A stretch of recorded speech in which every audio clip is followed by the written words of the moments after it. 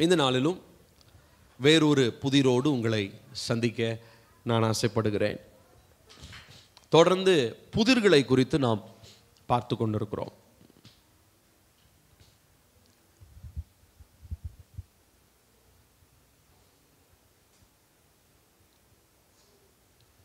புதிர்களை குறித்து நாம் பார்த்து கொண்டிருக்கிறோம்.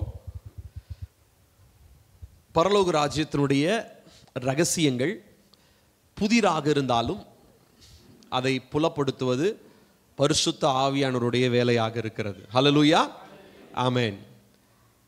கர்த்தர் நமக்கு மறைவான காரியங்களை நமக்கு போதித்து கொண்டிருக்கிறார், நமக்கு கற்றுக் கொடுக்கிறார். இப்படிலாம் இருக்குமா அப்படின்னே தெரியாத அநேக விஷயங்கள் நம்முடைய இருதயம் அறிந்து கொள்ளும்படியாக, நம்முடைய கண்கள் காணும்படியாக கர்த்தர் இந்த நாட்களிலே கிரியை செய்து கொண்டிருக்கிறார். இந்த நாளிலே ஒரு வசனத்தை நாம் வாசித்து நம்ம அதுக்கப்புறமா இந்த நாளுக்குரிய புதிரை குறித்து நாம் தியானிக்க போகிறோம். ஆதியாகமம் 22வது அதிகாரம் 7வது வசனம். ஆதியாகமம் 22வது அதிகாரம் 7வது வசனம்.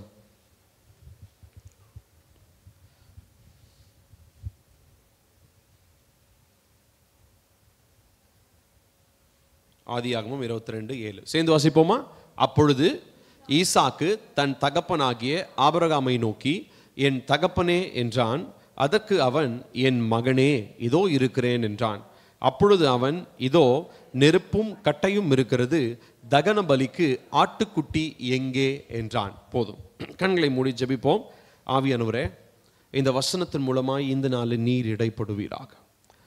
இந்த வார்த்தையை தந்தவர் நீங்க, இந்த வார்த்தை போதிக்கிறவரும் நீங்க. அடியேனை உம்முடைய வாயாக பயன்படுத்தி நீர் இந்த நாளில் பேசும். எங்கள் சிந்தை, எண்ணங்கள், யோசனைகள், எங்களுடைய அறிவில் உம்முடைய ஜீவனுள்ள வார்த்தை தங்கத்தக்கதாய் ஆவியானுடைய வல்லமையினாலே இந்த வார்த்தை பேசப்பட நான் ஒப்புக் கொடுக்கிறோம். தடைகள் எல்லாம் மாற்றும், தெளிவுபடுத்தும், பரிசுத்தப்படுத்தும். இயேசுவின் நாமத்தில் பிதாவே, ஆமென். இந்த இடத்துல நம்ம வாசிச்சதான இந்த வசனத்தில் நம்ம எல்லாருக்கும் தெரிஞ்ச ஒரு சம்பவம். ஆபிரகாம் தன்னுடைய ஒரே பேரான குமாரனாகி ஈசாக்கை பலி செலுத்தும்படி கர்த்தர் என்ன பண்ணியிருந்தாருங்க? கட்டளை கொடுத்திருந்தார். அதற்கு கீழ்ப்படிந்து ஈசாக்கை பலி செலுத்துவதற்காக அவன் மோரியா என்கிறதான மலையின் மேலே அவன் கூட்டிக் கொண்டு போகிறான். கூட்டிக் கொண்டு போகும்போது ஈசாக்கு ஒரு கேள்வி கேட்குறான். ஈசாக்கு என்ன கேள்வி கேட்குறாருன்னா, பலி செலுத்த போகிறோன்னு சொல்கிறீங்க, விறகு இருக்குது, எல்லாமே இருக்குது, ஆனால் பலி செலுத்துவதற்கு ஆடு எங்கே, ஆட்டுக்குட்டி எங்கே? இந்த நாளிலே நாம் பார்க்கிறதான அந்த புதிர், the mystery of the lamb, ஆட்டுக்குட்டியினுடைய புதிர். இந்த வீடியோவில் நீங்கள் பார்க்குறீங்க, ஒரு ஆட்டுக்குட்டி, அழகான ஒரு ஆட்டுக்குட்டி. சரி, இப்போ ஆடு அப்படின்னு சொல்லும்போது உங்களுக்கு நினைப்பு வர்றதெல்லாம் ஆண்டவராக இயேசு கிறிஸ்துவை தெரிஞ்சதுக்கு அப்புறம் நீங்கள் ஆட்டை வந்து இயேசுன்னு நம்ம சொல்கிறோம், ஆட்டுக்குட்டியானவர்னு நம்ம சொல்கிறோம். ஆனால் அதற்கு முன்னாடி ஆடுனா உங்களுக்கு என்ன நினைப்பு வந்திருக்கும்?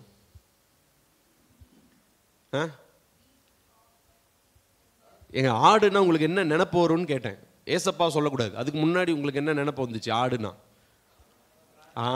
இது மட்டும்தான் நமக்கு ஞாபகம் இருக்குது. மட்டன். அதுக்கப்புறம் அதனுடைய முடியிலிருந்து நம்ம உள்ளன் ஸ்வெட்டர்ஸ், ஜாக்கெட்ஸ் நம்ம செய்கிறாங்க. சரிங்களா? சரி, இப்போ மிருகங்கள், பல மிருகங்கள் இருக்கிறது. ஆனால் மிருகத்தில் ஒரு குறிப்பிட்ட மிருகத்தை ஆண்டவராக இயேசு கிறிஸ்துவோடு ஒப்பிட்டு சொல்லியிருக்கிறாங்க. ஆண்டவராக இயேசு கிறிஸ்துவ இன்ஃபேக்ட் வந்து 2 இடத்துல சொல்லுவாங்க. 3 அனிமலாக சொல்லலாம். ஒன்று வந்து யூத ராஜசிங்கம்னு சொல்கிறோம், இன்னொன்று பறந்து காக்கிற பட்சி, ஒரு கழுகு அப்படின்னு சொல்லப்படுகிறது. இன்னொரு இடத்துல நம்ம ஆட்டுக்குட்டி அப்படின்னு பார்க்குறோம். ஸோ ஜீசஸ்க்கு வந்து இந்த தேவனுக்கு வந்து இந்த 3 அனிமலை தான் ஆட்ரிபியூட் பண்ண முடியும். அவருக்கு அவருடைய தன்மைக்கு நிகர் ஈக்குவல்னு சொல்ல முடியாது, அவர் தன்மைக்கு ஒத்து போகிற மிருகங்கள்னு சொல்லலாம். ஆனால் இதில் ஆட்டுக்குட்டி வந்து ரொம்ப ஸ்பெஷலான ஒரு க்ரீச்சர், ஒரு மிருகம்.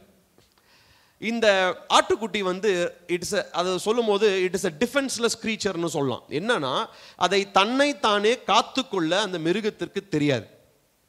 மற்ற எல்லா மிருகமுமே, அதாவது ஆட்டுக்கெடா வேற, ஆட்டுக்கெடா வந்து நீங்கள் ஏதாவது பண்ணீங்கன்னா முட்டை கூட செய்யும்.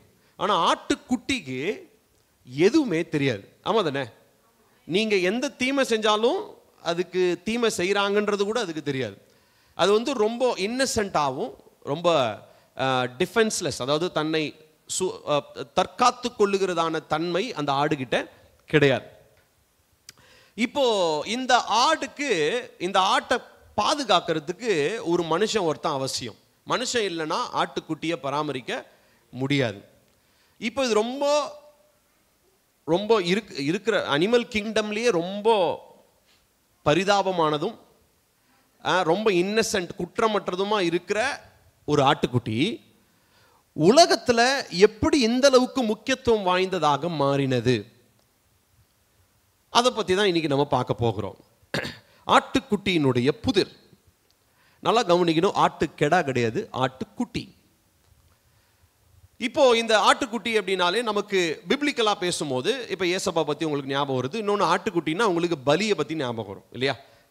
ஆட்டுக்குட்டியை என்ன பண்ணாங்க? பலி செலுத்தினாங்க அப்படின்லாம் நமக்கு ஞாபகம் வரும். இப்போ இந்த ஆட்டை பற்றி சொல்லணும் அப்படின்னா, இன்ஃபேக்ட் ஹியூமனா எந்த மனுஷனையும் நம்ம ஆடோட கம்பேர் பண்ண மாட்டோம். மற்ற எல்லா மிருகத்தோடையும் கம்பேர் பண்ணுவோம். எவனாவது குலைச்சானா, ஏன்டா நாய் மாதிரி குலைக்கிற அப்படின்னும். ஒருத்தன் நடு ரோட்டில் நின்னா மாடு மாதிரி நடு ரோட்டில் நிற்கிறியேன்னு சொல்லுவோம். எரும மாடு மாதிரி நடு ரோட்டில் நிற்கிறியடான்னு சொல்லுவோம். ஆனால் என்னைக்காவது யாரையாவது பாடு ஆட்டுக்குட்டி மாதிரி பரிதாபமாக இருக்கிறியேன்னு சொல்லியிருக்கிறோமா? சொன்னதே கிடையாது. ஏன்னா ஆட்டுக்குட்டி அப்படின்றது வந்து எந்த மனுஷனுக்கும் நம்ம பயன்படுத்த முடியாத ஒரு தன்மை. அந்த தன்மை யார் இடத்துல மாத்திரம்தான் இருந்துச்சு? அந்த இன்னசென்ஸ் அது தேவனிடத்துல மாத்திரம்தான் இருந்தது.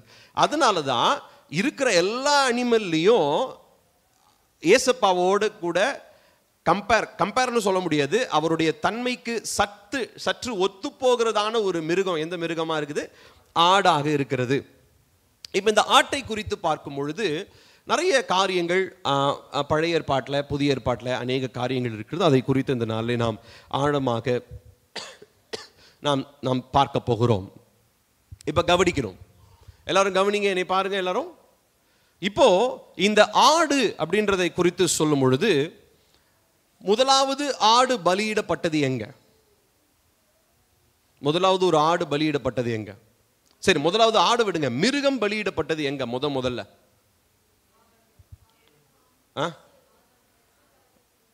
சொல்லுங்க, தெரியுதான்? ஆதாமேவால், ஆபேல். ஓகே, பலியிடப்பட்டது. ஓகே, கரெக்டா சொல்லியிருக்கீங்க. ஆனா அதுக்கு முன்னாடி மிருகம் கொல்லப்பட்டது எங்கன்னா ஆதாமேவால். ஏன் ஆதாமேவாலுக்கு எங்க? அது மாதிரி பைபிள் எதுவுமே இல்லையே. இருக்குது எங்கன்னா, ஆண்டவராகிய தேவன் அவர்களுக்கு தோல் உடைகளை ஒன்று பண்ணினார். தோல் வந்து டைரக்டா தோல் அவர் எடுத்துட்டு வந்தார் இல்லை. அப்போ அவர் கண்டிப்பா ஏதாவது ஒரு மிருகத்தை என்ன பண்ணியிருக்கணும்? அடிச்சு அதனுடைய தோலை தான் அவர் என்ன பண்ணியிருக்கணும்? ட்ரெஸ்ஸாக கொடுத்துருக்கணும். ப்ரிஃபரபிளி அது ஒரு ஆடாக இருந்திருக்கணும் இல்லையா? ஏன்னா அதுதான் ரொம்ப ஹார்ம்லெஸ்ஸாகவும் இன்னசென்ட்டான ஒரு அனிமலாக இருக்கிறனால ஆண்டவர் அதை செஞ்சுருக்கணும். ஸோ அடுத்ததாக ஆபேலை பற்றி பார்க்குறோம். அதுக்கப்புறம் நிறைய பேர் பலியெல்லாம் செலுத்தினாங்க. அடுத்தது ரொம்ப பிரத்யேகமான ஒரு காரியம் என்ன அப்படின்னா, நம்ம இப்போ வாசித்த பகுதி ஆபிரகாம் ஈசாக்கு அந்த பகுதியில் பார்க்கறதான ஒரு ஆட்டுக்குட்டி. சரிங்களா?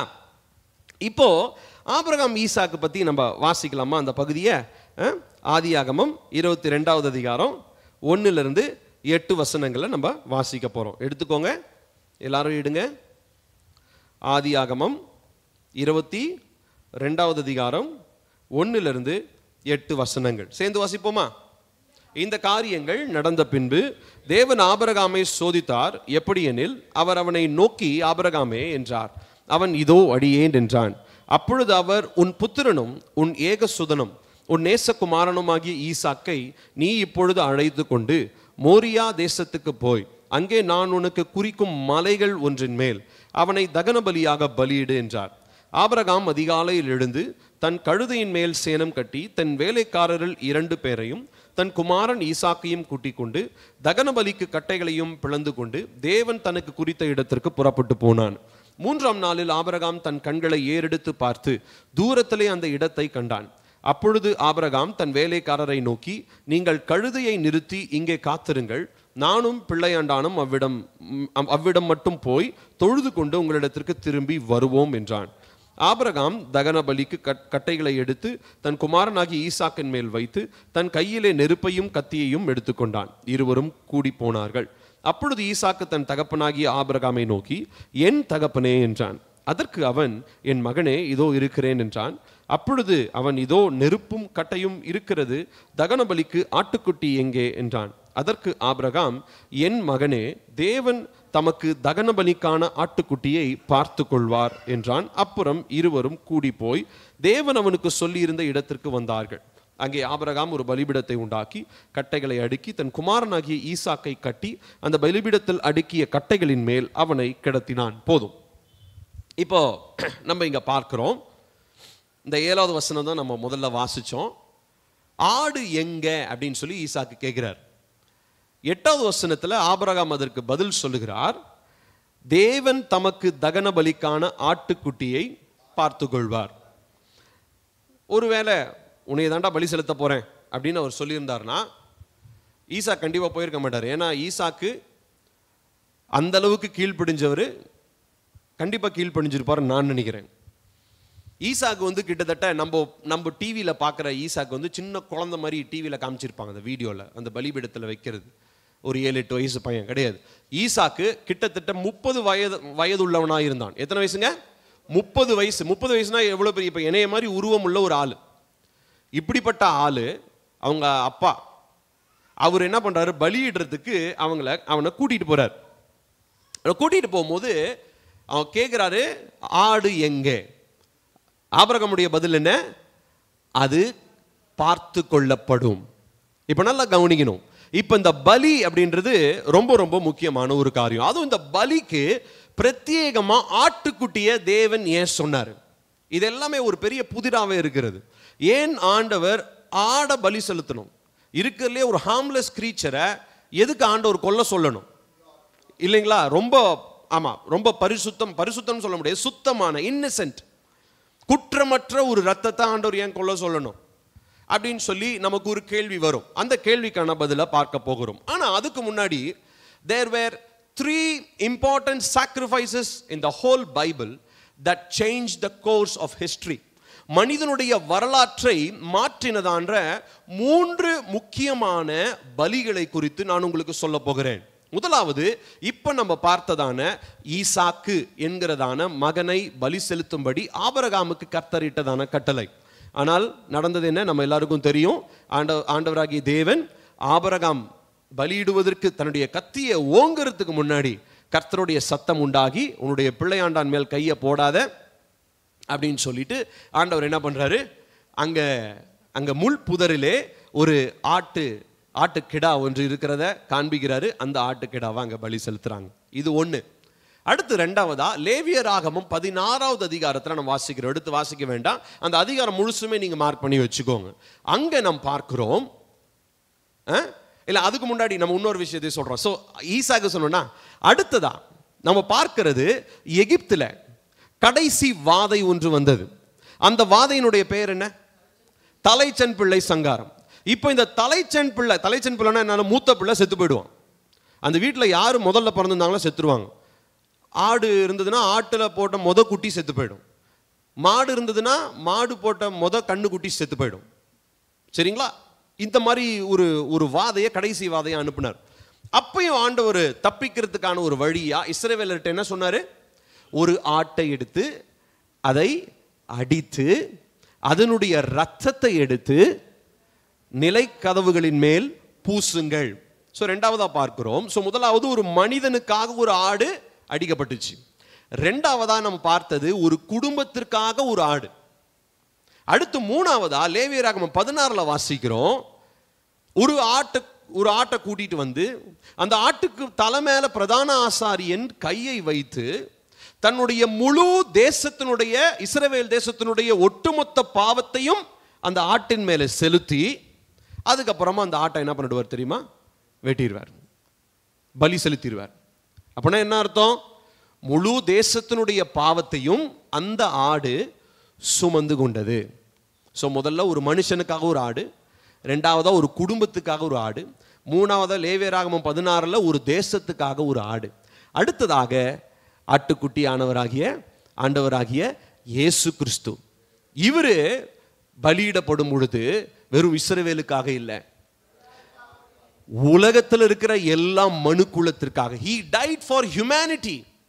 மனிதனுக்காக அவர் இறந்தார். எந்த மனுஷன்? அவர் காலத்தில் இருந்த மனுஷனா இல்ல, அவருக்கு அப்புறம், அவருடைய காலத்துக்கு அப்புறம் எத்தனை தலைமுறை வந்தாலும் அத்தனை தலைமுறை வரைக்கும் வல்லமையுடையதும் அவர்களுடைய பாவத்தை நிவர்த்தி செய்யக்கூடியதுமான விலையேற பெற்ற பரிசுத்த இரத்தத்தை ஆட்டுக்குட்டியானவராகிய இயேசு கிறிஸ்து நமக்காக பலியாக சிந்தினார். ஹல்லேலூயா. சோ இப்ப 4 காரியம் சொல்லியிருக்கேன். ஒன்று, ஒரு மனிதனுக்காக ஒரு ஆடு. அது யாருக்காக? ஈசாக்குக்கு பதிலாக ஒரு ஆடு. அடுத்ததா ஒரு குடும்பத்திற்கு பதிலாக ஒரு ஆடு, நம்ம எகிப்தில் அதை பார்க்கிறோம். அடுத்து மூன்றாவதா ஒரு தேசத்தினுடைய பாவத்திற்கு பதிலாக ஒரு ஆடு. இது எல்லாமே சாதாரண ஆடு. ஆனா இப்ப முழு உலகத்தினுடைய பாவத்தை சுமந்து தீர்க்கிறதான தேவ ஆட்டுக்குட்டி. யோவான் 1வது அதிகாரத்துல யோவான் ஸ்நானகன் சொல்றார், இதோ உலகத்தின் பாவங்களை சுமந்து தீர்க்கிறதான தேவ ஆட்டுக்குட்டி என்று சொல்லுகிறார். சோ அந்த ஆட்டுக்குட்டியானவர் உலகத்தினுடைய எல்லா பாவங்களையும் தீர்க்கிறவராக அவர் இருக்கிறார். சரி, இப்போ இந்த பஸ்கா பண்டிகைக்கு வருவோம். இந்த பஸ்கா பண்டிகை தான் நான் உங்களுக்கு சொன்னேன், அந்த ஒரு குடும்பத்திற்காக ஒரு ஆடை பலியிட வேண்டும் என்று சொல்லி கர்த்தர் கொடுத்ததான ஒரு கட்டளை. இப்போ இஸ்ரவேல் தேசம், முதல்ல நம்ம ஈசாக்கு கிட்ட இருந்து வரலாம். ஈசாக்கு எதனால் காப்பாற்றப்பட்டான்? அந்த ஒரு ஆடினாலே காப்பாற்றப்பட்டான். அதே மாதிரி எகிப்துல நம்ம வாசிக்கலாம், அந்த வசன பகுதியை வாசிக்கலாமா? யாத்ராகமம் எடுங்க.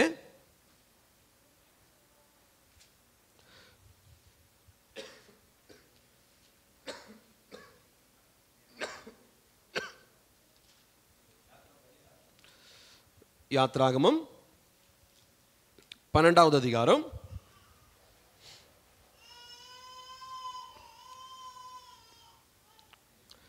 எடுத்துட்டீங்களா? யாத்ராகமம் 12வது அதிகாரம் 3வது வசனத்திலிருந்து எடுத்துட்டீங்களா? எல்லாரும் சேர்ந்து வாசிக்கலாமா? யாத்ராகமம் 12வது அதிகாரம் 3வது வசனத்திலிருந்து. நீங்கள் இஸ்ரவேல் சபையார் யாவரையும் நோக்கி, இந்த மாதம் 10ஆம் தேதியில் வீட்டு தலைவர்கள் வீட்டுக்கு ஒரு ஆட்டுக்குட்டியாக ஒவ்வொருவரும் ஒவ்வொரு ஆட்டுக்குட்டியை தெரிந்து கொள்ள கடவர்கள். ஒரு வீட்டில் இருக்கிறவர்கள் ஒரு ஆட்டுக்குட்டியை புசிக்கிறதற்கு போதுமான பெயர்களாயிராமற் போனால் அவனும் அவன் சமீபத்தில் இருக்கிற அவனுடைய அயல் வீட்டுக்காரனும் தங்களிடத்தில் உள்ள ஆத்துமாக்களின் லக்கத்திற்கு தக்கதாக ஒரு ஆட்டுக்குட்டியை தெரிந்து கொள்ள வேண்டும். அவன் புசிப்புக்கு தக்கதாக லக்கம் பார்த்து ஆட்டுக்குட்டியை தெரிந்து கொள்ள வேண்டும். அந்த ஆட்டுக்குட்டி பழுதற்றதும் ஆணும் 1 வயதுள்ளதுமாயிருக்க வேண்டும். செம்மறி ஆடுகளிலாவது வெள்ளாடுகளிலாவது அதை தெரிந்து கொள்ளலாம். அதை இந்த மாதம் 14ஆம் தேதி வரைக்கும் வைத்திருந்து இஸ்ரவேல் சபையின் ஒவ்வொரு கூட்டத்தாரும் சாயங்காலத்தில் அதை அடித்து அதன் இரத்தத்தில் கொஞ்சம் எடுத்து தாங்கள் அதை புசிக்கும் வீட்டு வாசல் நிலைக்கால்கள் 2லும் நிலையின் மேற்சட்டத்திலும் தெளித்து அன்று ராத்திரியிலே அதன் மாம்சத்தை நெருப்பினால் சுட்டு புளிப்பில்லா அப்பத்தோடும் கசப்பான கீரையோடும் அதை புசிக்க கடவர்கள். பச்சையாயும் தண்ணீரில் அவிக்கப்பட்டதாயும் அல்ல, அதன் தலையையும் அதன் தொடைகளையும் அதற்குள்ள யாவையும் ஏகமாய் நெருப்பினால் சுட்டதாய் அதை புசிப்பீர்களாக. அதிலே ஒன்றையும் விடியற் காலம் மட்டும் மீதியாக வைக்காமல் விடியற் காலம் மட்டும் அதிலே மீதியாய் இருக்கிறதை அக்கினியினால் சுட்டெரிப்பீர்களாக. போதும். இப்போ நல்லா கவனிக்கணும், இந்த பஸ்கா பண்டிகை அப்படின்றது மாத்திரம் முக்கியம் இல்லை, பஸ்கா பண்டிகைக்கு காரணமாக இருக்கிறதான இந்த ஆட்டுக்குட்டி. இப்போ இந்த ஆடை ஒவ்வொரு குடும்பமும் என்ன பண்ணணுமா? இந்த ஆடை தெரிந்தெடுத்து கொள்ளணும். ஒருவேளை ஒரு குடும்பத்தில் ஒரு ஹஸ்பண்ட் ஒய்ஃப் மட்டும் தான் இருக்கிறாங்க, அவங்களுக்கு ஒரு ஆடு ரொம்ப பெருசுங்க, எங்களுக்கு இவ்வளோ ஆடு தேவைப்படாதுன்னா அப்போ அவங்க என்ன பண்ணிக்கலாம், பக்கத்தில் இருக்கிறதான ஒரு சின்ன ஃபேமிலியோடு அவங்க சேர்ந்து ஒட்டுமொத்தமாக ஒரு ஆடை தெரிந்தெடுத்து அந்த ஆட்டை நீங்கள் பலி செலுத்தினா வெட்டி அதனுடைய ரத்தத்தை எடுத்து நிலைக்கதவுல பூசி அதனுடைய அந்த மீட், அந்த ஃப்ளஷ் அதை எடுத்து நீங்கள் என்ன பண்ணணும், அக்கினியில் சுட்டெரிக்கணும். சுட்டெரிச்சு அதை சாப்பிடணும். அடுத்ததா புளிப்பில்லாத அப்பம், இந்த சுடப்பட்ட இந்த மீட்டு, அடுத்ததா கசப்பான கீரை. ஆண்டவர் பாருங்க மெனு கொடுத்துருக்கிறார். இந்த மெனு கொடுத்தவர் கொஞ்சம் நல்ல டிஷ்ஷாக கொடுத்துருந்தாருன்னா பரவாயில்ல. நீங்கள் நான்லாம் மட்டன் பிரியாணி மாதிரி நமக்கு கொடுத்துருந்தாருன்னா மட்டன் பிரியாணி சாப்பிட்டுட்டு ஆமாம் அங்கேயே மட்டையாக இருப்போம். ஏன் தெரியுமா? ஆண்டவர் ஏன் கசப்பான கீரை சாப்பிட சொன்னார் தெரியுமா? ஏன்னா இவங்க என்ன ஆகணும், அடுத்து கிளம்பி போகணும். இவனுக்கு நல்லா மூக்கு முட்டை தின்னு நல்லா ஏப்பம் விட்டு அங்கேயே படுத்து தூங்கிட்டாங்கன்னா அவ்வளோதான். அப்புறம் அடுத்து தேவன் என்ன பண்ண போறாரோ அந்த வாதையில் இஸ்ரவேலும் சேர்ந்து என்ன ஆயிடுவாங்க, அழிந்து போயிடுவாங்க. சின்ன குழந்தை அழுவிட்டு நீங்கள் அதை கவனிக்க வேணாம், எல்லாரும் என்னையும் பாருங்க. சின்ன குழந்தை அழுது அதை கவனிக்க வேணாம், நீங்கள் நீ பாருங்க. சரி, இப்போ ஆண்டவர் பாங்க அந்த மெனுவை ரொம்ப அழகாக கொடுத்துட்டார். என்ன பண்ணணும்னா அந்த புளிப்பில்லாத அப்போ, ரெண்டாவதா கசப்பான கீரை. ஸோ அது அதுவும் சாப்பிட்ற விதத்தை பார்த்தீங்கன்னா அவர் சொல்கிறாரு பாருங்க, அதை புசிக்க வேண்டிய விதம். 11வது வசனம், நீங்கள் உங்கள் அறைகளில் கச்சை கட்டி கொண்டும் உங்கள் கால்களில் பாதரச்சை தொடுத்து கொண்டும் உங்கள் கையில் தடி பிடித்து கொண்டும் அதை தீவிரமாய் புசிக்க கடவீர்கள், இது கர்த்தருடைய பஸ்கா. இதில் ஒரு ஹைலைட் என்ன தெரியுங்களா? இன்னைக்கும் இஸ்ரவேலில் பஸ்கா கொண்டாடுறாங்க. எப்படி தெரியுமா கொண்டாடுவாங்க? இதே மாதிரி கொண்டாடுவாங்க. இதே மாதிரின்றதை விட இதே மாதிரி தங்களுடைய கையில் ஒரு குச்சி வச்சுக்குவாங்க, வீட்டுக்குள்ள செருப்பை போட்டுக்குவாங்க, போட்டுட்டு நின்றுக்கிட்டே அந்த சாப்பாடை என்ன பண்ணுவாங்க தெரியுமா, சாப்பிடுவாங்க. இன்ன வரைக்கும் இஸ்ரவேலர் மாதிரி தங்களுடைய பண்டிகைகளை ஆசரிக்கிறவங்க உலகத்திலே யாரும் இருக்க முடியாது. தேவன் அவங்களுக்கு கொடுத்ததான அந்த கட்டளைகளை ரொம்ப க்ளோஸாக ஃபாலோ பண்ணுறதான மனிதர்கள் இஸ்ரவேலர்களாக இப்போ இருக்கிறாங்க. ஆதி காலத்தில் அவங்க தவறுனாங்க, இன்னமும் தவறுகிற மனிதர்கள் இஸ்ரவேல் இருக்கிறாங்க. அதுக்காக எல்லாருமே பர்ஃபெக்ட் நான் சொல்ல. ஆனால் பழைய ஏற்பாட்டின் முறைமையின்படி வாழ்கிற மனிதர்கள் நிறைய பேர் இருக்கிறாங்க. இப்போ இவங்க எல்லாருக்குமே கொடுக்கப்பட்ட கட்டளையை இன்னளவும் அவங்க ஃபாலோ பண்ணுறாங்க. ஸோ இங்கே நம்ம பார்க்கிறது, இது குடும்பத்திற்காக அடிக்கப்பட்ட ஒரு பஸ்கா ஆட்டுக்குட்டி. இப்போ குடும்பத்திற்காக மாத்திரமல்ல, அதற்கப்புறம் கர்த்தர் அவர்களுக்கு சீனாய் மலையில கொடுத்த கட்டளையின்படி இன்ஃபேக்ட் பார்த்தீங்கன்னா ஒவ்வொரு நாளும் தேவாலயத்தில் என்ன செலுத்தப்பட்டுக்கிட்டே இருக்கும், பலி செலுத்தப்பட்டுக்கிட்டே இருக்கும். அப்போ எத்தனை ஆடுகள் அடிக்கப்பட்டிருக்கும் இல்லைங்களா? யோசிச்சு பாருங்க, எத்தனை ஆடுகள் அடிக்கப்பட்டிருக்கும், எத்தனை குற்றமில்லாத ரத்தங்கள் சிந்தப்பட்டிருக்கும். அப்போ மனிதனை தேவன் விலையேற பெற்றவனாய் பார்த்ததினாலே அவனுடைய பாவத்திற்கு பரிகாரமாக பாவமே அறியாத ஒரு குற்றமற்ற ஒரு இன்னசென்ட், குற்றமற்ற ஒரு இரத்தத்தை சிந்தும்படி தேவன் திட்டமிட்டார். இங்கேயே நமக்கு தேவனுடைய கிருபையை நாம் புரிந்து கொள்ள முடியும். ஏன் தெரியுமா? அவனுடைய பாவத்திற்கேற்ற தண்டனையே அவனுடைய இரத்தத்தின் மேல் வரும் பொழுது அதை அவனுடைய இரத்தத்தினிடத்தில் விசாரிக்காமல் அதை அந்த பாவத்திற்கு பரிகாரமாக ஒரு மிருகத்தினுடைய இரத்தத்தினாலே அந்த பாவத்தை நிவர்த்தி செய்தார் அல்லவா? இது எவ்வளவு பெரிய கிருபை! ஹல்லேலூயா! பழைய ஏற்பாட்டில் கிருபை இல்லைன்னு நீங்க சொல்ல முடியாது. கிருபை இருக்கிறனால தான் ஆண்டவர் பலின்ற ஒரு கான்செப்டை ஏற்படுத்தி இஸ்ரவேலர்களுக்கு கொடுத்தார். இல்லைன்னா அவன் செய்கிற பாவத்திற்கு அவன் அன்றைக்கே என்ன இருக்கணும், மரித்து போயிருக்கணும். அப்போ இந்த ஆட்டுக்குட்டி அப்படின்றது இது ஒரு ஒரு சாதாரண மிருகம், பலியிடப்படுகிற மிருகம்னு நம்ம பார்த்தாலும் ஆடுன்றது எவ்வளவு குற்றமற்றதாகவும் அமைதலுள்ளதாகவும் தன்னை ஒருத்தங்க வெட்ட போறாங்கன்னு தெரிஞ்சும் கூட அந்த ஆடு எப்படி இருக்குங்க, அமைதலாக நின்று கொண்டு இருக்கும்.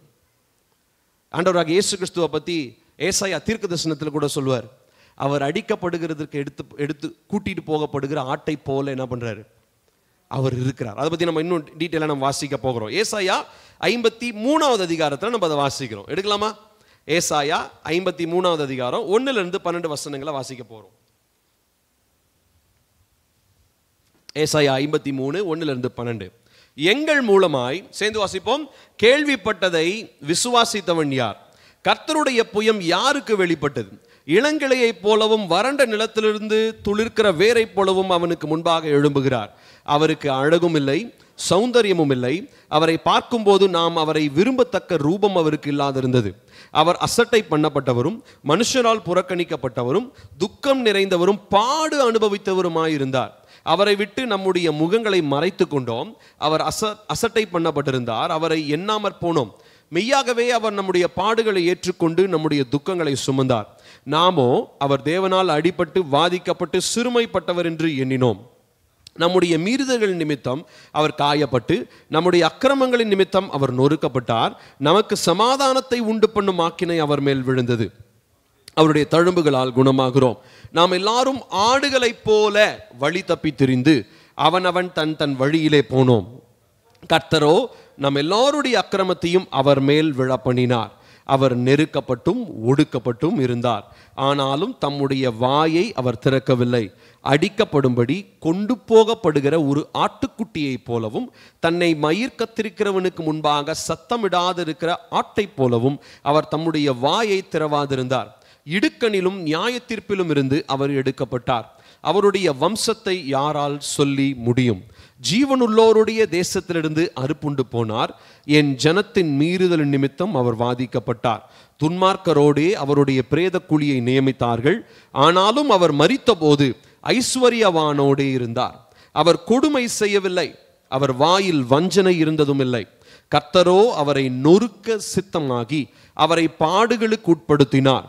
அவருடைய ஆத்துமா தன்னை குற்ற நிவாரண பலியாக ஒப்பு கொடுக்கும் போது அவர் தமது சந்ததியை கண்டு நீடித்த நாளாய் இருப்பார். கர்த்தருக்கு சித்தமானது அவர் கையினால் வாய்க்கும். அவர் தமது ஆத்தும வருத்தத்தின் பலனை கண்டு திருப்தியாவார். என் தாசனாகிய நீதிபரர் தம்மை பற்றும் அறிவினால் அநேகரை நீதிமான்கள் ஆக்குவார். அவர்களுடைய அக்கிரமங்களை தாமே சுமந்து கொள்வார். அவர் தம்முடைய ஆத்துமாவை மரணத்தில் ஊற்றி அக்கிரமக்காரரில் ஒருவராக எண்ணப்பட்டு அநேகருடைய பாவத்தை தாமே சுமந்து அக்கிரமக்காரருக்காக வேண்டிக் கொண்டது நிமித்தம் அநேகரை அவருக்கு பங்காக கொடுப்பேன். பலவான்களை அவர் தமக்கு கொள்ளையாக பங்கிட்டுக் கொள்வார். அல்லேலூயா. இங்க ஏசாயா தீர்க்கதரிசி ஒரு தீர்க்க தரிசனத்தை சொல்றார். இது யாரை பத்தி சொன்னாரு? ஆண்டவராக இயேசு கிறிஸ்துவ பத்தி சொன்னார். அப்ப அந்த டைம்ல எப்படி இன்டர்பிரட் பண்ணாங்கன்னு தெரியல. அவருன்றாலே யார் இவரு? அதுவும் இந்த அவருன்றவரை எதுக்கு ஒப்பிட்டு சொல்றாங்க? இப்போ ஆட்டுக்குட்டிக்கு ஒப்பிட்டு சொல்றாங்க. எதுக்கு ஒரு மிருகத்தோடு ஒரு மனுஷனை ஒப்பிட்டு சொல்லணும்? ஒன்றும் புரியலையே அப்படின்னு அவங்க சிந்தித்து கொண்டிருந்து பல நாட்கள் கழிந்திருக்கலாம். எத்தனையோ வருடங்கள் ஏசாயா தீர்க்கதரிசனம் இந்த வசனத்தை எழுதி எத்தனையோ வருடங்கள் கழித்து கலாத்தியர் 4:4 வாசிக்கிறோம். காலம் நிறைவேறின பொழுது கண்ணியினுடைய வயிற்றிலே உற்பவித்தவரும் தோன்றினவரும் பரிசுத்த ஆவியானவரால் தோற்றுவிக்கப்பட்டவராகிய ஆண்டவராகிய இயேசு கிறிஸ்து பிறந்தார் என்று சொல்லி நம்ம வாசிக்கிறோம். இப்போ நல்லா கவனிக்கணும். ஆண்டவருடைய வார்த்தையில இங்க நம்ம வாசிக்கிறோம். அந்த தீர்க்கதரிசன வார்த்தையில அவர் பாருங்களேன், 7வது வசனம், அவர் நெருக்கப்பட்டும் ஒடுக்கப்பட்டும் இருந்தார், ஆனாலும் தம்முடைய வாயை அவர் திறக்கவில்லை. அடிக்கப்படும்படி கொண்டு போகப்படுகிற ஒரு ஆட்டுக்குட்டியை போலவும் தன்னை மயிர் கத்திருக்கிறவனுக்கு முன்பாக சத்தமிடாதிருக்கிற ஆட்டை போலவும் அவர் தம்முடைய வாயை திறவாதிருந்தார் என்று சொல்லி நாம் பார்க்கிறோம். இப்போ நல்லா கவனிக்கணும். இயேசு எதற்காக இந்த பூமிக்கு வந்தார்? பாவிகளை ரட்சிக்க, அது இதெல்லாம் ஓகே, அதெல்லாம் தனியா வச்சுக்கோங்க. ஆனா ரொம்ப முக்கியமா எதுக்கு தெரியுமா வந்தாரு? நம்மை மீட்கும்படியாக வந்தார். ஹல்லேலூயா. இப்ப நம்மளை மீட்கணும்னா அதற்கு அவர் என்னதான் செய்யணும்? கண்டிப்பா அவர் சொல்லுங்களேன், அவருடைய ரத்தத்தை சிந்தணும். அவருடைய ரத்தத்தை ஒரு சிந்தனா மாத்திரம் தான் அவர் என்ன பர்பஸ்க்காக பூமிக்கு வந்தாரோ அந்த நோக்கம் நிறைவேறும். மற்றபடி அவர் தேவனுடைய ராஜ்யத்தை கட்டுறேன்னு சொல்லிட்டு உவமைகளா சொல்லிக்கிட்டு அப்படியே தெரிஞ்சுக்கிட்டே இருந்திருந்தாருன்னு வச்சுக்கோங்களேன், தேவனுடைய ராஜ்யம் கட்டப்பட்டிருக்குமா? மேபி உவமைகள்லாம் கேட்டு மக்கள் மனம் திரும்பி இருப்பாங்க. ஆனா பாவ நிவர்த்தின்றது உண்டாயிருக்காது. ரட்சிப்புன்றது மனுஷனுக்கு ஏற்பட்டிருக்கிறாது. மனுஷனுடைய வாழ்க்கையில அவனுடைய ரத்தத்தில் இருக்கக்கூடியதான பாவத்தினுடைய தன்மை அழிக்கப்படணும்னு சொல்லி சொன்னா குற்றமில்லாத ஆட்டுக்குட்டியானவருடைய ரத்தம் சிந்தப்பட்டிருக்க வேண்டும். ஹல்லேலூயா. சிந்தப்பட்ட இயேசுவின் ரத்தம், ஆட்டுக்குட்டியானவருடைய ரத்தம் நம்மளுடைய ரத்தத்தை சுத்திகரிக்க வல்லமையுடையதா இருக்கிறது. சோ த லேம்ப், அதாவது இந்த ஆட்டுக்குட்டி எதற்காக தெரியுங்களா கொடுக்கப்பட்டிருக்கிறது? சோ ஆட்டுக்குட்டியை நமக்கு பார்த்தாலே என்ன தெரியுமா ஞாபகம் வரணும்?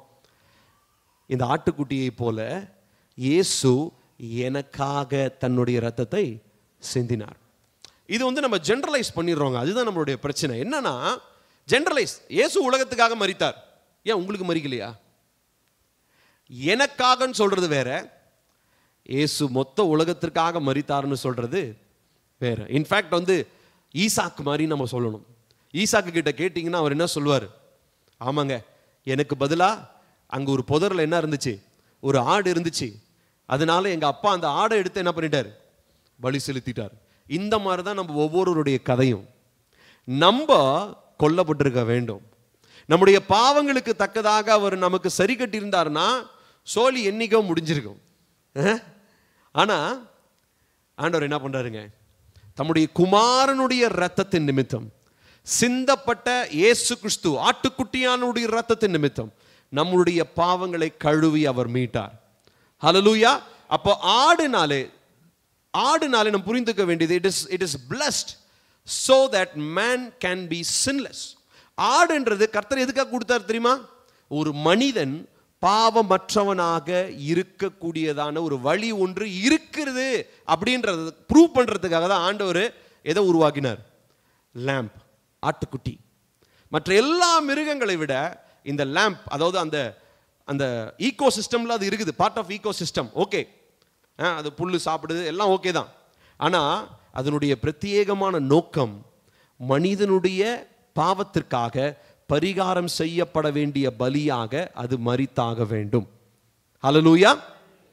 இப்போ இந்த ஆசீர்வாதம் தான் இந்த ஆட்டுக்குட்டியில் இருக்குது. சரி, இப்போ ரொம்ப முக்கியமான இன்னொரு காரியத்தை நான் உங்களுக்கு கற்றுக் கொடுக்க போகிறேன். இந்த இரத்தம்ன்றது நம்மளுடைய பாவங்களை கழுவுகிறது மாத்திரமல்ல, நம்முடைய பாவங்களை மறைக்கிறதாக இருக்கிறது. It covers our sins, multitude of sins. திரளான பாவங்களை மூடுகிறதா இருக்கிறதுன்னு கர்த்தருடைய வார்த்தை சொல்லுது. இதில் ஆச்சரியமான ஒரு காரியம் என்னன்னா, இந்த ஆட்டுக்குட்டி சொன்னேன் இல்லைங்களா, இந்த ஆட்டுக்குட்டிக்கு எபிரேய வார்த்தை தாலே, தாலே என்று சொல்லி அர்த்தம். வார்த்தை, அந்த பதம். இந்த தாலேன்றதுக்கு இன்னொரு அர்த்தமும் இருக்குது எபிரேய பதத்தில். என்ன அப்படின்னா, மூடப்படுதல் என்று சொல்லி அர்த்தம். தாலேனா ஆட்டுக்குட்டின்னு அர்த்தம், அதே தாலே அப்படின்னா மூடப்படுதல்னு அர்த்தம். யோசிச்சு பாருங்க, ஆண்டவர் எவ்வளோ அழகா அந்த லாங்குவேஜில் கூட எவ்வளோ அழகா ஆண்டவர் அந்த மிஸ்ட்ரியை வச்சிருக்கிறாரு பாருங்க. ஸோ தாலே அப்படின்னா ஒரு பக்கம் அந்த ஆடு அப்படின்னு சொல்லப்படுது, இன்னொரு பக்கம் அந்த ஆடு பலியிடப்படும் பொழுது அந்த ஆட்டினுடைய ரத்தம் திரளான பாவங்களை மூடுகிறதா இருக்கிறது. அப்போ இந்த சிந்தப்பட்ட இயேசுவின் ரத்தமும் நம்முடைய திரளான பாவங்களை, நம்முடைய குடும்பத்தில் வருகிறதான எல்லா பாவங்களையும் மூடுகிறதா இருக்கிறது. அப்போ பிதாவாகிய தேவன் நம்மளை பார்க்கும்போது எப்படி பார்க்கிறார்? அவர் நம்மளை எப்படிதான் பார்க்கிறாராம்? மூடப்பட்ட இயேசுவின் ரத்தத்தினால அவரை நம்மளை பார்க்கும்போது நம்மளை நீதிபரர்களா, நீதிமானா அவர் நம்மளை பார்க்கிறார். ஹல்லேலூயா. நான் சொல்றது புரியுதுங்களா உங்களுக்கு? அப்போ நமக்காக சிந்தப்பட்ட இந்த இயேசுவின் ரத்தம் எவ்வளவு விலையேற பெற்றதா இருக்கிறது என்பதை நாம் இந்த நாளிலே நாம் ஆராய்ந்து பார்க்க வேண்டும். இதை நாம் சிந்தித்து பார்க்க வேண்டும். இவரை நம்ம மேசியான்னு சொல்றோம், தேவ ஆட்டுக்குட்டியானவர்னு சொல்றோம். தாலே எலோஹிம் என்கிறதான வார்த்தை எபிரேயர்கள் பயன்படுத்துவாங்க. ஏசப்பாவை சொல்லும் பொழுது தாலே எலோஹிம் அப்படின்னு அர்த்தம், எங்களுக்காக அடிக்கப்பட்ட ஆட்டுக்குட்டியானவராகிய எலோஹிம் தேவன். ஹல்லேலூயா. அப்போ தேவனை குறித்து நாம் இந்த காரியத்திலே ஆண்டவராகிய இயேசு கிறிஸ்துவினுடைய ரத்தம் எவ்வளவு விலையேற பெற்றது அப்படின்றத நம்ம ஆராய்ந்து பார்க்க வேண்டும். ஸோ ஃபைனலா இந்த lamb, what does it mean? இந்த ஆட்டுக்குட்டியினுடைய அர்த்தம் என்ன, இதனுடைய புதிர் என்ன அப்படின்னு சொல்லி நீங்க பார்த்தீங்கன்னா ஒரு வசனத்தை நம்ம வாசிச்சோம்னா நமக்கு புரியும். 1 பேதுரு 1வது அதிகாரம் 18 - 19 வசனங்கள். 1 பேதுரு 1வது அதிகாரம் 18 - 19 வசனங்கள் சேர்ந்து வாசிப்போம். உங்கள் முன்னோர்களால் பாரம்பரியமாய் நீங்கள் அனுசரித்து வந்த வீணான நடத்தையினின்று அழிவுள்ள வஸ்துக்களாகிய வெள்ளியினாலும் பொன்னினாலும் மீட்கப்படாமல் குற்றமில்லாத மாசற்ற ஆட்டுக்குட்டியாகிய கிறிஸ்துவின் விலையேற பெற்ற இரத்தத்தினாலே மீட்கப்பட்டீர்கள் என்று அறிந்திருக்கிறீர்களே. இப்ப கவனிங்க, எல்லாரும் என்னை பாருங்க. பீட்டருக்கு எப்படி இந்த ரெவலேஷன் வந்தது? எப்படி இயேசுவை பார்த்து ஆட்டுக்குட்டின்னு சொல்ல முடிஞ்சது? அங்க யோவான் ஸ்நானகனுக்கு அந்த ரெவலேஷன் வந்தது. அவர் பார்த்து சொன்னாரு, இதோ உலகத்தினுடைய பாவங்களை சுமந்து தீர்க்கிறதான தேவ ஆட்டுக்குட்டின்னு சொன்னாரு. ஆனா where did Peter get this revelation? இந்த வெளிப்பாடு எங்க இருந்து வந்தது? பேதுரு கல்லாதவருங்க, அவர் படிக்காதவர், அவர் மீன் பிடிச்சிக்கிட்டு இருந்தவர். அவர் எனக்கு தெரிஞ்சு நியாயப்பிரமாண வசனங்கள்லாம் அவர் படிச்சிருக்க மாட்டாரு. ஆனா கண்டிப்பா தேவாலயங்களில் நியாயப்பிரமாண வார்த்தைகளை வாசிக்கிறத அவர் கண்டிப்பா கேட்டிருப்பார். இப்போ இந்த ஏசாயா தீர்க்கதரிசனத்தில் நம்ம வாசிச்ச இந்த வசனம், இது ஆண்டவராகிய இயேசுவோடு எந்த அளவுக்கு அப்படியே பொருந்தினது அப்படின்றத பேதுரு நல்லா கவனிச்சிருப்பார். ஏன்னா பேதுருக்குள்ள என்ன தெரியுமா இருந்துச்சு? ஒரு குற்ற உணர்ச்சி இருந்தது. ஏன்னா அவரு கூட நிற்க வேண்டிய நேரத்தில் நான் என்ன பண்ணிட்டேன்? அவரை மறுதளிச்சிட்டேன். எனக்கு இயேசுனா யாருன்னே தெரியாது. 3வது தடவை கேட்கும் போது வசனம் சொல்லுது, அவன் மறுதளிக்கவும் சபிக்கவும் தொடங்கினான் ஜீசஸ. ஆனா இதெல்லாம் தெரியும், ஜீசஸ் நல்லா தெரியும். ஜான் கடைசி சாப்டர்ல வாசிக்கிறோம், ஜீசஸ் பேதுருவை தேடி வந்து திரும்ப கேட்கிறார், நீ என்னை நேசிக்கிறாயா? ஒரு மனுஷனுக்கு எவ்வளோ, அந்த பேதுருக்கு எவ்வளோ ஒரு யோசிச்சு பாருங்க. இவ்வளோலாம் நான் செஞ்சேன்னு தெரிஞ்சும் ஏசப்பா என்னை பார்த்து என்ன கேட்கிறாரு? நீ என்ன நேசிக்கிறாயா? அந்த பேதுரு செத்தே போயிருப்பான். சீரியஸா உங்ககிட்ட என்கிட்டலாம் வந்து ஆண்டவர் அந்த எவ்வளோ நம்ம பாவம் பண்ணியிருக்கோம், இதெல்லாம் தாண்டி ஆண்டவர் உங்ககிட்ட என்கிட்ட இன்னும் அவர் அதே கேள்வி தான் கேட்கிறாரு. Do you love me more then all of these? இவை எல்லாவற்றை காட்டிலும் நீ என்னை நேசிக்கிறாயா? இப்போ the blood of the lamb, ஆட்டுக்குட்டியினுடைய ரத்தம் பிரத்யேகமா நமக்கு பெற்றுக் கொடுத்தது என்ன தெரியுங்களா? Father's love. தகப்பனுடைய அன்பை ஆட்டுக்குட்டியினுடைய ரத்தம் நமக்காக பெற்றுக் கொடுத்தது. ஹல்லேலூயா.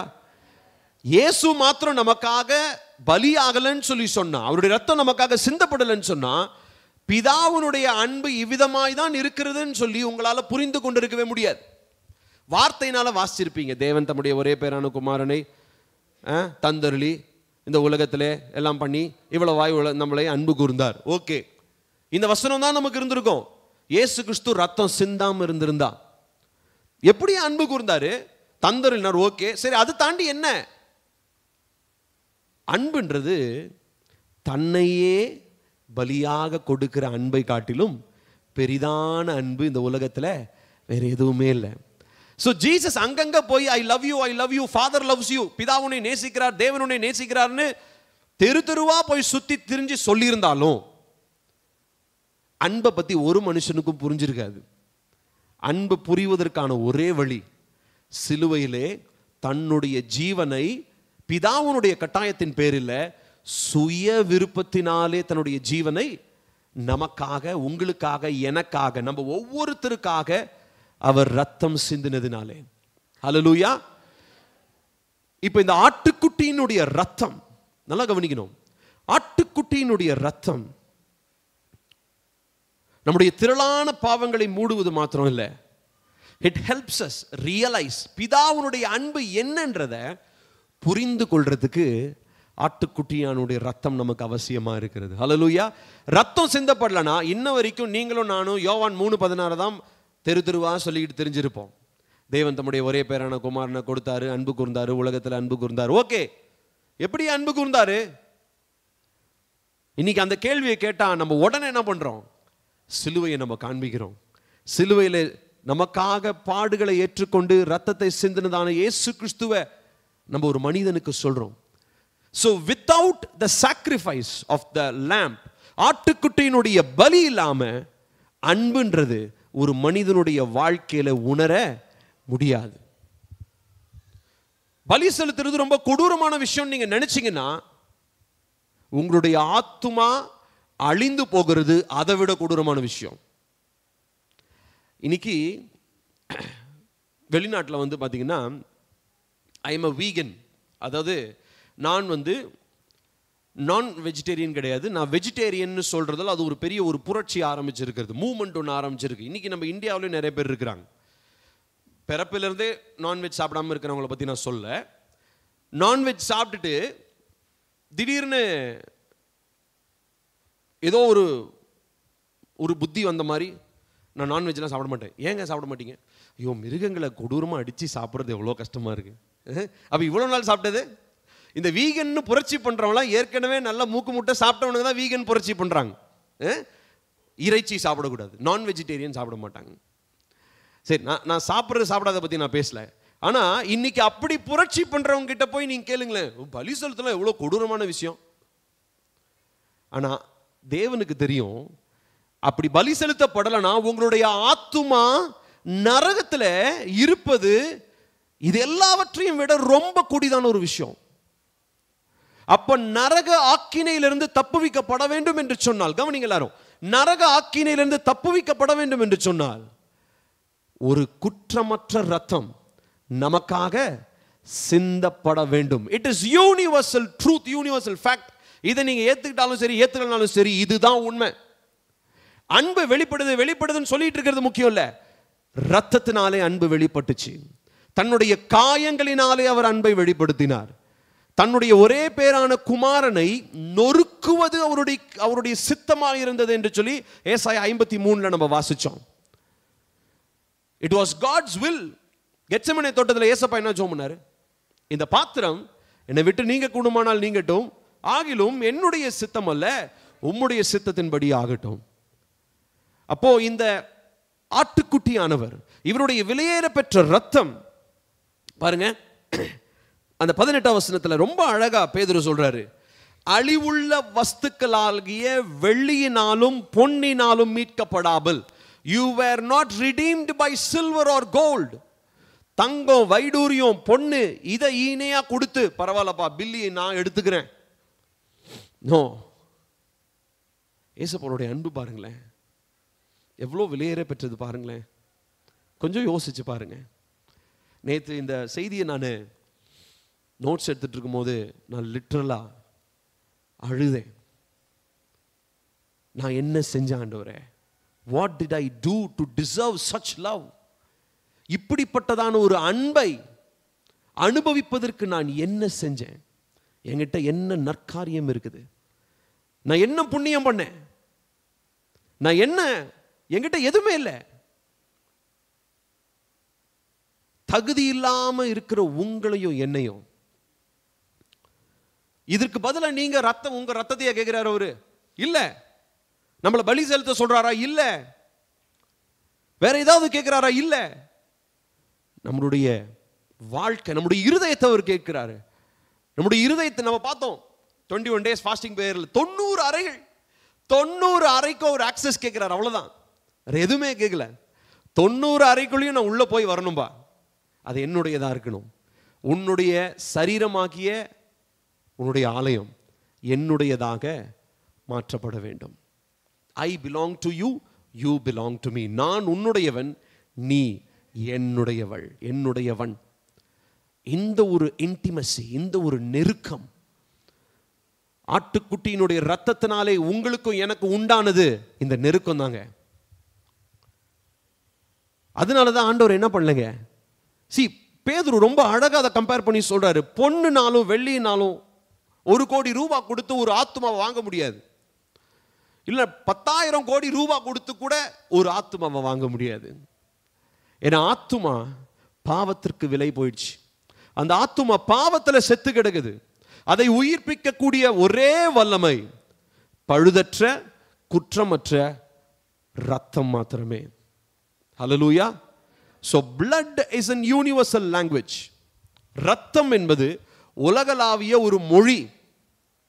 ஆனா எந்த ரத்தத்தை பத்தி நீங்க பேசுறீங்கன்றதுதான் மேட்டர். நம்ம எல்லாருடைய சரீரத்துக்குள்ளேயும் ரத்தம் இருக்குதுங்க. ஆனா இந்த ரத்தத்தை நீங்க யாருக்காகவும் சிந்த வேண்டிய அவசியம் இல்லை.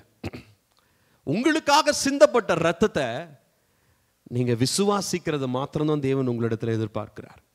ஹல்லேலூயா. ஆட்டுக்குட்டியானுடைய ரத்தத்தினாலே பாருங்க, குற்றமில்லாத மாசற்ற ஆட்டுக்குட்டியாகிய கிறிஸ்துவின் விலையேற பெற்ற ரத்தத்தினாலே மீட்கப்பட்டீர்கள் என்று அறிந்திருக்கிறீர்களே. So what is the mystery finally? புதிர் என்னப்பா? mystery of the lamb என்னது? ஆட்டுக்குட்டியினுடைய புதிர் என்ன? ஆட்டுக்குட்டியினுடைய புதிரை புரிஞ்சுக்கணும்னா ஏசப்பா அவனுடைய அன்பு அவருடைய ரத்தத்தினாலே உங்களுடைய இருதயத்தில் எழுதப்பட்டிருக்க வேண்டும். ஹல்லேலூயா. இந்த புதிரை நீங்க புரிஞ்சுக்கணும்னா கிறிஸ்துவனுடைய ரத்தத்தினாலே அவருடைய அன்பு உங்களுடைய இருதயத்தை மாற்ற வேண்டும். இதுலனா உங்களுக்கு புரியவே புரியாதுங்க. தலைகீழா சொல்லுவாங்களா, தலைகீழா நின்று தண்ணி குடிக்கிறதுன்னு. தலைகீழா நின்று தண்ணி குடிச்சு பார்த்துருக்கிறீங்களா? குடிக்க முடியுமா? முடியாது. தலைகீழா நின்று தண்ணி குடிச்சாலும் புரியாது.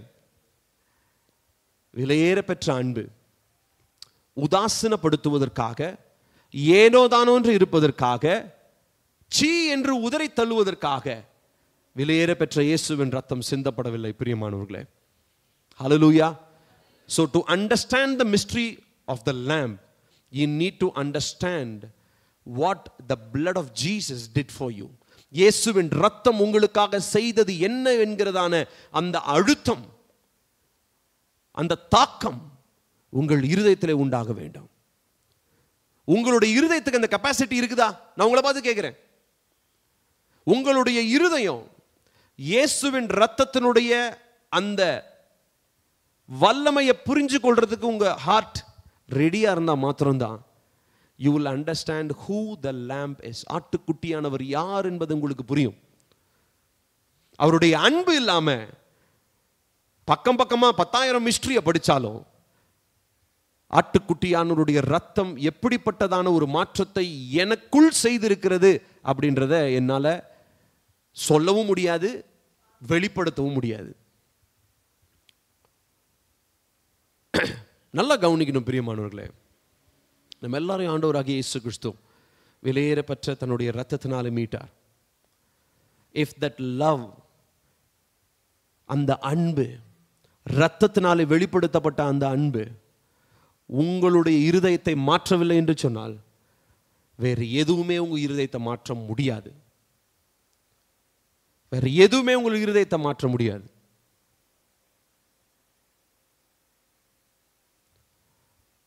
மிருகங்களை பலி செலுத்தும் போது நீங்க ஒருவேளை தேவனை அறியாத காலத்தில் நம்ம பலி செலுத்தி இருக்கலாம். நான் யோசிப்பேன், சின்ன வயசுல எங்க தாத்தா வந்து மீட் ஷாப் கூட்டு போவார், கறி கடைக்கு. கறி சாப்பிட்றதுக்கு மட்டும்தான் இஷ்டம். ஆனா ஆடு வெட்டப்படுறத பார்க்கறது போய் கஷ்டமா இருக்கும். ஐயோ பாவம் ஆடு. ஆனா சாப்பிடும்போது மட்டும் நல்லா டேஸ்டா இருக்குதுல்ல, சாப்பிடும்போது மட்டும் நல்லா டேஸ்டா இருக்கு. ஆனா வெட்டும் போது நமக்கு ரொம்ப கஷ்டமா இருக்குது. அப்போ நான் நிறைய நேரத்தில் சின்ன வயசுலாம் எங்கள் தாத்தா கூட போகும்போது அது தாத்தாவே கூப்பிட்டு போக மாட்டேன். எங்கள் தாத்தா அங்கே நில்லு அப்படின்வார். இப்போ நான் ஏன் சொல்ல வரேன்னா, சின்ன வயசில் எனக்கு அப்போ இருந்த விவரத்தில், அந்த இன்னசென்ஸில் ஒரு ஆடு அடிக்கப்படுறதையோ ஒரு கோழி வெட்டப்படுறதையோ என்னால் பார்க்க முடியல. ஏன்னா நம்ம அப்படி என்ன போய் நமக்கு மீட் சாப்பிடணுமா அப்படின்ற ஒரு எண்ணம், எனக்காக அந்த உயிரினம் கஷ்டப்படணுமா அப்படின்றது. இப்போ அது 5 அறிவு உள்ளது, அது நமக்காக தான் படைக்கப்பட்டுச்சு. ஸோ அதில் சாப்பிட்றதுல பிரச்சனை இல்லை. ஆனா இப்போ இதே கான்செப்ட், இதே தாட்டை நீங்க ஏசப்பா கிட்ட யோசிச்சு பாருங்க. ஏன் அவர் உங்களுக்காக அடிக்கப்படணும்? அந்த கல்வாரி சிலுவையினுடைய காட்சி,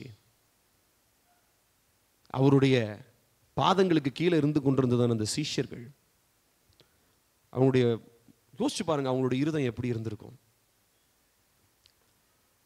அவருடைய விலாலம்பல குத்துனவனுடைய அந்த முகத்துல தண்ணீரும் ரத்தமும் தெரிச்சிருக்கும். கண்டிப்பா அவன்லாம் மாற்றப்பட்டு இருப்பான். அவன் தேவனை ஏற்றுக்கொண்டு இருப்பான் அந்த மனுஷன். அங்க அந்த பூமி எதிர்ச்சி அதெல்லாமே பார்த்து அங்க இருக்கிறதான நூற்றுக்கு அதிபதி சொல்றானா, இவர் மெய்யாலுமே தேவனுடைய குமாரன் தான்பா அப்படின்னு சொல்லி. So the blood of the lamb, ஆட்டுக்குட்டியினுடைய ரத்தம் அன்பை வெளிப்படுத்துவது மாத்திரமல்ல, it proves its sovereignty, அவருடைய சர்வ வல்லமையையும், அவரால் முடியாதது, ரத்தத்தினால முடியாதது ஒன்றும் இல்லை என்பதையும் ஆட்டுக்குட்டியானுடைய ரத்தம் நிரூபிக்கிறது. ஹல்லேலூயா. So the blood of the lamb, ஆட்டுக்குட்டியினுடைய ரத்தம் நம்ம எல்லாருக்கும் அவசியம். கழுவப்படுறதுக்கு மாத்திரம் இல்லை, ரட்சிப்பை பெற்றுக்கொள்றதுக்கு மாத்திரம் இல்லை, வல்லமையை பெற்றுக்கொள்றதுக்கு மாத்திரம் இல்லை, ரொம்ப முக்கியமா பிதாவை நீங்கள் நேசிப்பதற்கு ஆட்டுக்குட்டியினுடைய ரத்தம் அவசியமாக இருக்கிறது. ஹல்லேலூயா.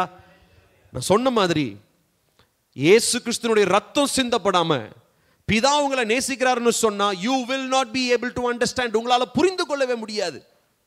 ஆனா ரத்தத்தை பார்க்கும்போது எனக்காக ஏன் why for me? எனக்காக ஏன் அவர் சிந்தணும்?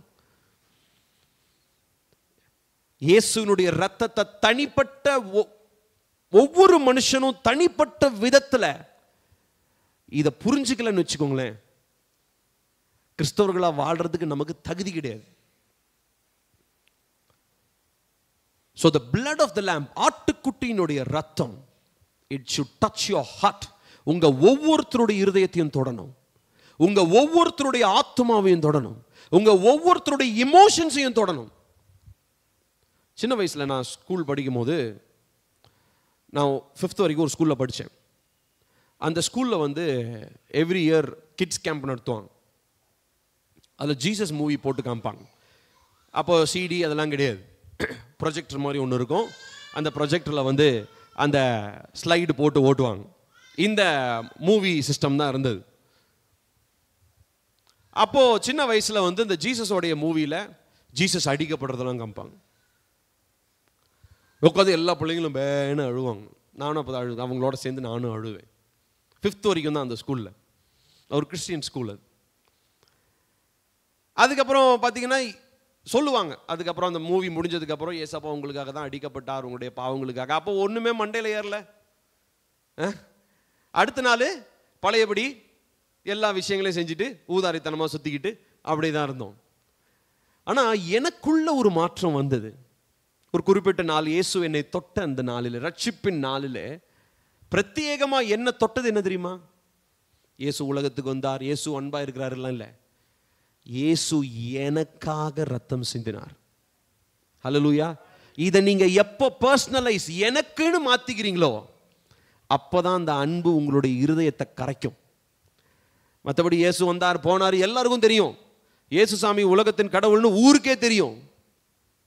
ஆனா உங்களுக்கு அந்த மாற்றம் ஏற்படணும்னா make it your personal agenda. உங்களுடைய சொந்த வாழ்க்கையில எனக்கு, ஃபார் மீ, உங்க கணவன் மனைவி பிள்ளைங்க அதெல்லாம் ரெண்டாவது, ஃபார் மீ, பில்லியாகிய எனக்கு அந்த ரத்தம் சிந்தப்பட்டது.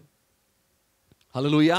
ஸோ வெளியேற பெற்ற ஆட்டுக்குட்டியினுடைய ரத்தம் பாவத்தை கழுவுவது மாத்திரமல்ல, பாவத்தை மூடுவது, அக்கிரமங்களை மூடுவது மாத்திரமல்ல, அன்பையும் நமக்கு என்ன பண்ணுதுங்க, வெளிப்படுத்துகிறது. If not of the blood, ரத்தம் இல்லைன்னு சொல்லி சொன்னா அன்புன்றது நமக்கு என்னன்னே தெரிஞ்சிருக்காது. கடைசியாக ஒரு வசன பகுதியை வாசித்து நான் முடிக்க விரும்புகிறேன். யாவரும் எழுந்து நின்று இந்த வசன பகுதியை நம்ம வாசிக்க போகிறோம், முடிக்க போகிறோம். வெளிப்படுத்தின விசேஷம் 5வது அதிகாரம் 6 to 13.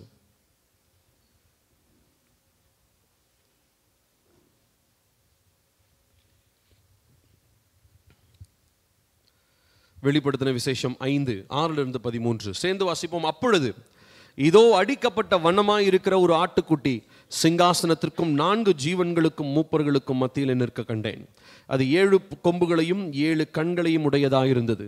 அந்த கண்கள் பூமி எங்கும் அனுப்பப்படுகிற தேவனுடைய 7 ஆவிகளேயாம். அந்த ஆட்டுக்குட்டியானவர் வந்து சிங்காசனத்தின் மேல் உட்கார்ந்தவருடைய வலது கரத்திலிருந்து புஸ்தகத்தை வாங்கினார். அந்த புஸ்தகத்தை அவர் வாங்கின போது அந்த 4 ஜீவன்களும் 24 மூப்பர்களும் தங்கள் தங்கள் சுரமண்டலங்களையும் பரிசுத்தவான்களுடைய ஜபங்களாகிய தூபவர்க்கத்தால் நிறைந்த பொற்கலசங்களையும் பிடித்து கொண்டு ஆட்டுக்குட்டியானவருக்கு முன்பாக வணக்கமாய் விழுந்து, தேவரீர் புஸ்தகத்தை வாங்கவும் அதன் முத்திரைகளை உடைக்கவும் பாத்திரராயிருக்கிறீர். ஏனெனில் நீர் அடிக்கப்பட்டு சகல கோத்திரங்களிலும் பாஷைக்காரரிலும் ஜனங்களிலும் ஜாதிகளிலும் இருந்து எங்களை தேவனுக்கென்று உம்முடைய இரத்தத்தினாலே மீட்டுக்கொண்டு எங்கள் தேவனுக்கு முன்பாக எங்களை ராஜாக்களும் ஆசாரியர்களும் ஆக்கினீர். நாங்கள் பூமியிலே அரசாளுவோம் என்று புதிய பாட்டை பாடினார்கள். பின்னும் நான் பார்த்தபோது சிங்காசனத்தையும் ஜீவன்களையும் மூப்பர்களையும் சூழ்ந்திருந்த அநேக தூதர்களுடைய சத்தத்தை கேட்டேன். அவர்களுடைய லக்கம் 10,000 1000 இருந்தது. அவர்களும் மகா சத்தமிட்டு, அடிக்கப்பட்ட ஆட்டுக்குட்டியானவர் வல்லமையையும் ஐஸ்வர்யத்தையும் ஞானத்தையும் பலத்தையும் கனத்தையும் மகிமையையும் ஸ்தோத்திரத்தையும் பெற்றுக்கொள்வதற்கு பாத்திரராயிருக்கிறார் என்று சொன்னார்கள். அப்பொழுது வானத்திலும் பூமியிலும் பூமியின் கீழும் இருக்கிற சிருஷ்டிகள் யாவும், சமுத்திரத்தில் உள்ளவைகளும் அவற்றுள் அடங்கிய வஸ்துக்கள் யாவும் சிங்காசனத்தின் மேல் வீற்றிருக்கிறவரும் ஆட்டுக்குட்டியானவருக்கும் ஸ்தோத்திரமும் கனமும் மகிமையும் வல்லமையும் சதா காலங்களிலும் உண்டாவதாக என்று சொல்ல கேட்டேன். கவனிக்கணும். வரப்போகிறதான ஒரு ஈவெண்ட்டை பற்றி ஜான் சொல்றாரு. நான் முடிக்க போகிறேன். இங்க ஆட்டுக்குட்டியானவர் ஆண்டவராகிய இயேசு கிறிஸ்து பற்றி சொல்லப்படுது. முதலாவது ஃபர்ஸ்ட் வசனத்தில் நம்ம பார்க்குறோம், சிங்காசனத்தில் ஒருத்தர் வீற்று இருக்கிறார். இவரை பற்றி நம்ம வாசிக்கும் போது, இவரை நம்ம 4வது அதிகாரத்தினுடைய கடைசி பகுதியில் பார்த்தீங்கன்னா, இந்த 24 மூப்பர்கள் தங்களுடைய கிரீடங்களை எல்லாம் கலற்றி வைத்து அவர் முன்னாடி அவரை பரிசுத்தர் பரிசுத்தர்னு சொல்றாங்கன்னு இருக்கும். அடுத்ததா 5th சாப்டர் 5வது அதிகாரத்தில் நம்ம வாசிக்கிறோம். இங்க இப்ப க்ளோரி, இப்ப மகிமை யாருக்கு செலுத்தப்படுது தெரியுமா? ஆட்டுக்குட்டியானவருக்கு செலுத்தப்படுகிறது. இந்த ஆட்டுக்குட்டியானவரை பத்தி சொல்லும் போது இங்க பாருங்க, சிங்காசனத்திற்கும் 4 ஜீவன்களுக்கும் மூப்பர்களுக்கும் மத்தியில் நிற்க கண்டேன். அது 7 கொம்புகளையும் 7 கண்களையும் உடையதா இருந்தது. அந்த கண்கள் பூமி எங்கும் அனுப்பப்படுகிற தேவனுடைய 7 ஆவிகளேயாம். இதை பத்தி நான் ஏற்கனவே பேசியிருக்கிறேன். உங்களுக்கு வேணும்னா யூடியூப்ல அந்த மெசேஜ் இருக்குது, 7 spirits of God, தேவனுடைய 7 ஆவிகள். அதை பற்றி ஏசாயால ஒரு தீர்க்கதரிசனம் இருக்குது. அதை பற்றி நியூ டெஸ்டமெண்ட்லயும் நிறைய போதகங்கள் இருக்கு, டீச்சிங்ஸ் இருக்கு. நம்ம அதை பற்றி நம்ம அப்புறமா பேசலாம். ஆனா இங்க பாருங்க, அந்த ஆட்டுக்குட்டியானவர் வந்து சிங்காசனத்தின் மேல் உட்கார்ந்தவருடைய வலது கரத்திலிருந்து புஸ்தகத்தை வாங்கினார். இப்போ நல்லா இந்த சீனை கொஞ்சம் இமேஜின் பண்ணுங்க. உங்களுக்கு இமேஜினேஷன் வேணும். நல்லா நான் சொல்றதை கொஞ்சம் இமேஜின் பண்ணுங்க. த்ரோன்ல காட் த ஃபாதர், பிதாவாகிய தேவன் உட்கார்ந்திருக்கிறார். அவர் கையில ஒரு புஸ்தக சுருள் ஒன்று இருக்கிறது. இப்போ இது யார் ஓபன் பண்றது? அவருக்கு அதிகாரம் இருக்குது. ஆனா he is asking who is worthy to open this scroll. இந்த தோல் சுருளை ஓபன் பண்றது யாருன்னு உடனே ஆட்டுக்குட்டியானவர் அங்கிருந்து வராரு. அவர் அந்த தோல் சுருளை வாங்குறாரு. இப்போ நல்லா கவனிக்கணும். தோல் சுருளை வாங்கின உடனே 8வது வசனம் பாருங்க, அந்த புஸ்தகத்தை அவர் வாங்கின போது அதுவரைக்கும் அந்த 4 ஜீவன்களும் 24 மூப்பர்களும் இங்க பிதாவை பணிந்து கொண்டிருந்தவர்கள் இப்ப என்ன பண்றாங்க? ஆட்டுக்குட்டியானவருக்கு முன்பதாக பாருங்க, ஆட்டுக்குட்டியானவருக்கு முன்பதாக வணக்கமாய் விழுந்து என்ன சொல்றது? தேவரீர் புஸ்தகத்தை வாங்கவும் அதன் முத்திரைகளை உடைக்கவும் பாத்திரராய் இருக்கிறீர். ஏனெனில் நீர் அடிக்கப்பட்டு சகல கோத்திரங்களிலும் பாஷைக்காரரிலும் ஜனங்களிலும் ஜாதிகளிலும் இருக்கிற எங்களை தேவனுக்கென்று உம்முடைய இரத்தத்தினாலே நீர் மீட்டு கொண்டு எங்கள் தேவனுக்கு முன்பாக எங்களை ராஜாக்களும் ஆசாரியர்களுமாக்கி நீர், நாங்கள் பூமியிலே அரசாளுவோம் என்று புதிய பாட்டை பாடினார்கள். இப்ப the whole glory, பிதாவாகிய தேவனுக்கு glory இருக்குது. ஆனா இப்போ கனத்தை கொடுத்துட்டு இருக்கிறதான தூதர்கள், இந்த 24 மூப்பர்கள், இவர்கள் எல்லாரும் இப்ப என்ன பண்றாங்க தெரியுங்களா? ஆட்டுக்குட்டியானவருக்கு முன்பதாக பணிந்து கொள்கிறார்கள். பணிந்து கொண்டு சொல்றாங்க, இந்த புக், இந்த ஸ்க்ரோல், இந்த தோல் சுருள், புத்தக சுருளை திறக்கிறதுக்கு யாருக்கு மாத்திரம் தான் அதிகாரம் இருக்கு? உங்களுக்கு மாத்திரம் தான் அதிகாரம் இருக்கு. அதுக்கப்புறம் நம்ம அடுத்த அதிகாரங்கள்ல வாசிக்கிறோம். அதுக்கப்புறம் நடக்க போகிறதான நியாய தீர்ப்புகள், 7 கலசங்கள், 7 வாதைகள், அப்படி இப்படி நிறைய 7 7 7 நிறைய வரும் ரெவலேஷன்ல. இப்ப நீங்க நல்லா கவனிச்சு பாருங்க.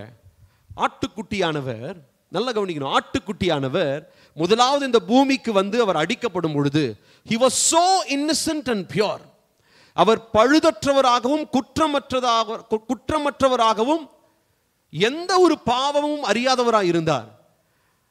ஆனா இப்போ நம்ம இந்த தரிசனத்துல பார்க்கிறதான இந்த ஆட்டுக்குட்டியானவர் அப்படி இல்லை. இப்ப அவர் எப்படி தெரியுமா? ஒரு ராஜாவா மாறிட்டார். he is no more innocent. அவர் இன்னசென்ட்னு சொல்லும்போது லைக் அவர் வந்து அப்படியே ரொம்ப சாஃப்டான நேச்சரோட இருப்பாருன்னு சொல்லி என்ன பண்ண முடியாது, சொல்ல முடியாது. he is innocent, yes he is innocent. ஆனா அவர்கிட்ட அந்த சாஃப்ட்னஸ் இருக்காது. ஆடுகிட்ட இருந்த அந்த சாஃப்ட்னஸ் இப்போ அவர்கிட்ட இல்ல. அவர் சிலுவையில் அடிக்கப்படும் போது இருந்த அவர் அந்த சாஃப்ட்னஸ் இப்போ இல்ல. ஏன் தெரியுமா? இப்ப இதே ஆட்டுக்குட்டியானவர் தான் என்ன பண்ண போறார் தெரியுங்களா? உலகத்தை நியாயம் தீர்க்க போகிறார். Hallelujah. So the same lamb that died for us, எந்த ஆட்டுக்குட்டி நமக்காக மரிச்சதோ அதே ஆட்டுக்குட்டியானவர் நம்மை நியாயம் தீர்க்கிற ராஜாவாக வரப்போகிறார். Hallelujah. இதுதாங்க மிஸ்ட்ரி. இந்த மிஸ்ட்ரியை புரிஞ்சுக்க, இந்த புதிரை புரிஞ்சுக்கிறதுக்கு அந்த ஆட்டுக்குட்டியினுடைய ரத்தம் உங்களுடைய இருதயத்தை என்ன பண்ணணும் தெரியுமா? கழுவணும். உங்க இருதயத்தை மாற்றணும். உங்களுடைய இருதயத்தை போட்டு பரட்டி அடங்கணும்.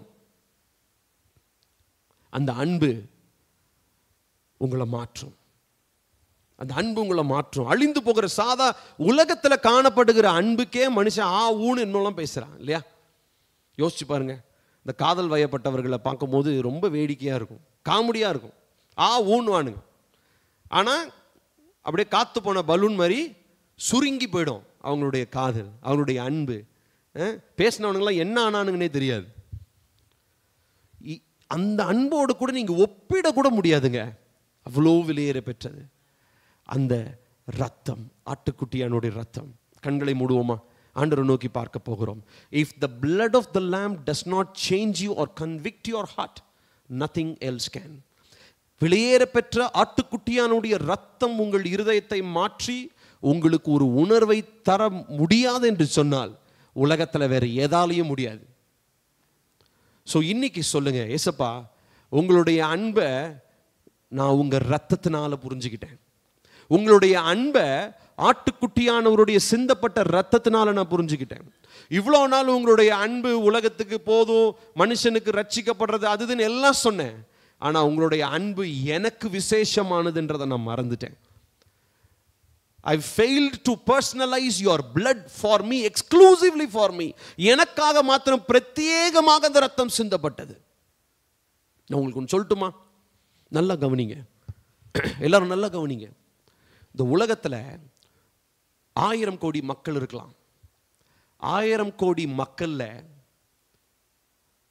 எல்லாருமே பரிசுத்தவான்களா இருந்து நீங்க ஒருத்தர் பாவியாக இருந்திருந்தாலும் ஆட்டுக்குட்டியானவர் உங்களுக்காக ரத்தம் சிந்திருப்பார். நான் சொல்றது புரியுதுங்களா? கண்களை மூடின வண்ணமா நீங்க இதை யோசிச்சு பாருங்க.